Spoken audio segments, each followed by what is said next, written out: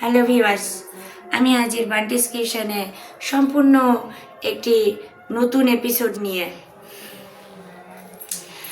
এসেছি। মাধ্যমিক ইতিহাস 2027 যারা দিতে যাচ্ছ এবং এমনিতেও মাধ্যমিকের যারা স্টুডেন্ট তারা ফলো করতে পারো আমার এই ভিডিওটি।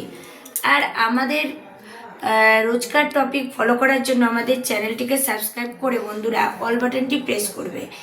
যাদের যে শ্রেণীর ভিডিও দরকার, অর্থাৎ তোমরা যে ক্লাসে পড়ো না কেন, তোমাদের যার যে টপিকের ওপর ভিডিও চাই তা কিন্তু ভিডিও লিস্টে দেওয়া আছে। তোমরা যে কোনো ভিডিও দেখতে পাবে, যে কোনো সাবজেক্ট ওয়াইজ অল সাবজেক্টের ভিডিও এখানে প্রেজেন্ট করা হয় বন্ধুরা। তো আজকে আমরা ইতিহাস থেকে বাছাই 16টির একটি প্যাকেজ আজকে তোমাদেরকে বলতে চলেছি। তোমরা মন দিয়ে দেখো, যে প্রশ্নগুলো কিন্তু খুবই ইম্পর্টেন্ট এবং পরীক্ষায় খুব আসে। আমার মনে হয় বন্ধুরা, যে তোমরা যদি বছরের শুরুর থেকে এই প্রিপারেশনটা নেওয়া শুরু করো, তবে কিন্তু তোমাদেরকে পরীক্ষার সময় আর কোনো চিন্তায় থাকতে হবে না। তো মন দিয়ে পড়াশোনা করো। আমার এই নোটসগুলো তোমরা খাতায় লিখে নিতে ইমিডিয়েটলি ভিডিওটি দেখতে পারো তোমাদের সুবিধার্থে। তো চলো শুরু করা যাক। আর প্রথমেই বলবো, ভিডিওটি ভালো হয়েছে কিনা লাইক কমেন্টের মাধ্যমে তোমরা জানিয়ে দিও, তাহলে কিন্তু হবে। আর অন্যান্য বন্ধুকে জানতে সহায়তা করবে, বেশি করে শেয়ার করবে। আমাদের আজকের টপিকের ফার্স্ট কোশ্চেন বন্ধুরা, ভারতের চিত্রকলা কে আবিষ্কার করে? ভারতের চিত্রকলা, তার নাম হচ্ছে অশোক মিত্র বন্ধুরা, অশোক মিত্র। আমাদের নাম্বার 2, চিত্রকথা কে আবিষ্কার করে বন্ধুরা?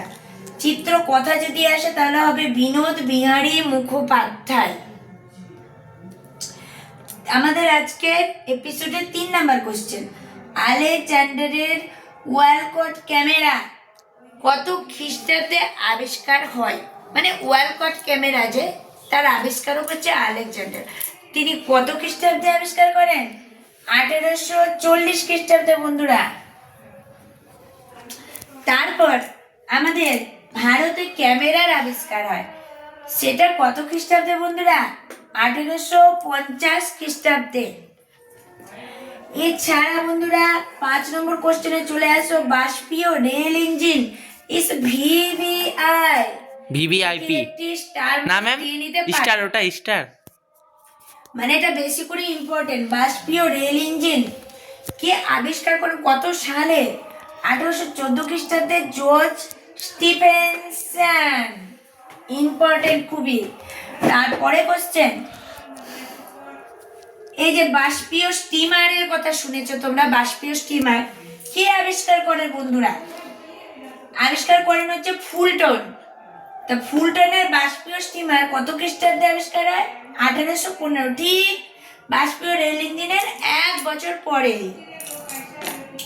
এবার ইংল্যান্ডের প্রথম ট্রাম আবিষ্কার হয় ইংল্যান্ডে কত সালে বন্ধুরা? 1860 খ্রিস্টাব্দে। তারপরে কোশ্চেন বন্ধুরা, ভিভিআই প্রত্যেকটি কিন্তু অতি যত্ন সহকারে তোমরা নোটস করো এবং ভ্যালু দিয়ে পড়াশোনা করো। পরীক্ষায় এবার তোমাদের কিন্তু লেটার মার্কস পেতেই হবে।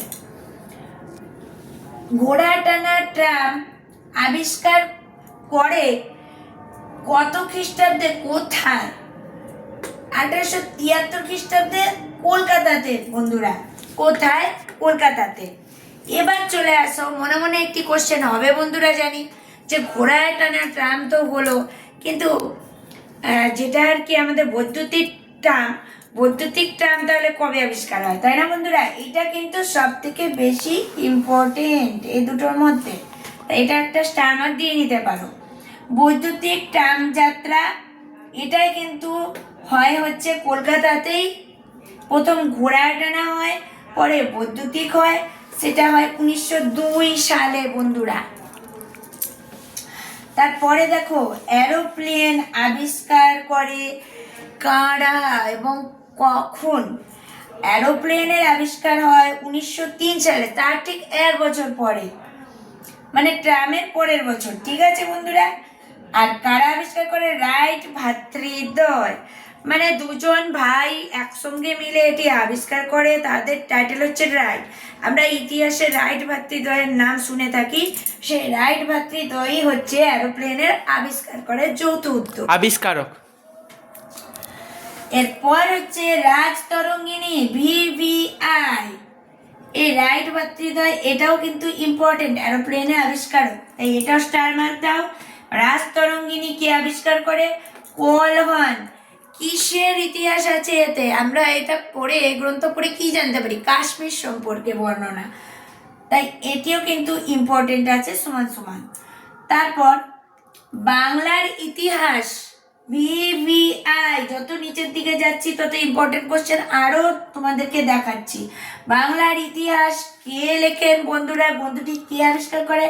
রাখাল দাস বন্দ্যোপাধ্যায়, ভিভিআই। তোমাদেরকে আবার বলছি, আমাদের এই এপিসোড যদি ভালো লেগে থাকে বন্ধুরা, এরকম এপিসোড যদি আরও তোমরা পেতে চাও, তাহলে কিন্তু আমাদেরকে লাইক করে কমেন্ট করে জানাতে ভুলো না। কমেন্ট করে জানালে আমরা বুঝতে পারবো কোন টপিকটি তোমাদের কাছে কতটা ভালো লাগছে, এবং এটা তো সত্যি দরকারি একটি টপিক। বাঙালির ইতিহাস, তাহলে বাংলার ইতিহাস জানলাম। এবার শুনে নাও বাঙালির ইতিহাস কে রচনা করেন। বাঙালির ইতিহাস রচনা করেন নিহার রঞ্জন রায়, নিহার রঞ্জন রায়।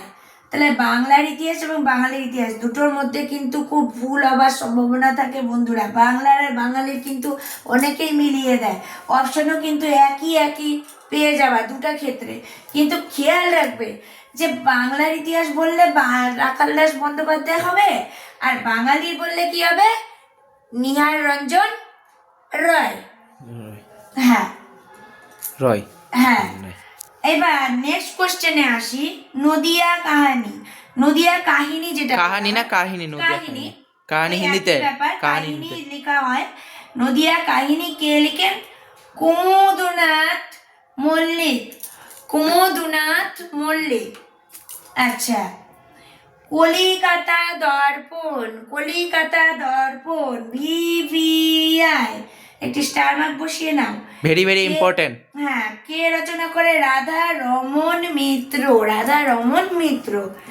এরই সঙ্গে একই রকম দেখতে খুবই ভুল হওয়ার চান্স থাকে বন্ধুরা, যেটি তোমাদেরকে কিন্তু পরীক্ষার চিন্তায় ফেলে দিতে পারে।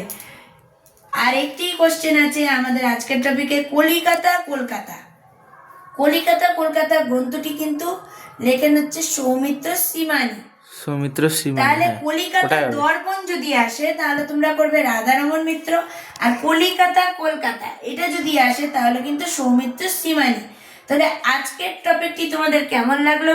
আজকে আমাদের টপিক এ পর্যন্তই বন্ধুরা। আমরা আজকে শেষ করব ভিডিওটা। যাবার আগে বলে যাচ্ছি, তোমরা কিন্তু লাইক কমেন্ট করে কিন্তু জানাতে ভুলো না কেমন লাগলো, আর বন্ধুদের সঙ্গে বেশি বেশি করে শেয়ার করো। যারা আজকে নতুন দর্শক, যারা আজকে থেকে নতুন দেখছো আমার চ্যানেল, দেখে ভালো লেগেছে, তারা কিন্তু তোমাদের প্রয়োজনের জন্য তোমরা চ্যানেলটি সাবস্ক্রাইব করে অল বাটন প্রেস করে রাখতে পারো, যাতে পরবর্তী সব নতুন ভিডিওর নোটিফিকেশন আপডেট সবার আগে তোমরা জানতে পারো। হ্যাঁ বন্ধুরা, তাহলে আজকে এই পর্যন্তই। আমার এপিসোডটি দেখার জন্য তোমাদেরকে জানাই অসংখ্য ধন্যবাদ।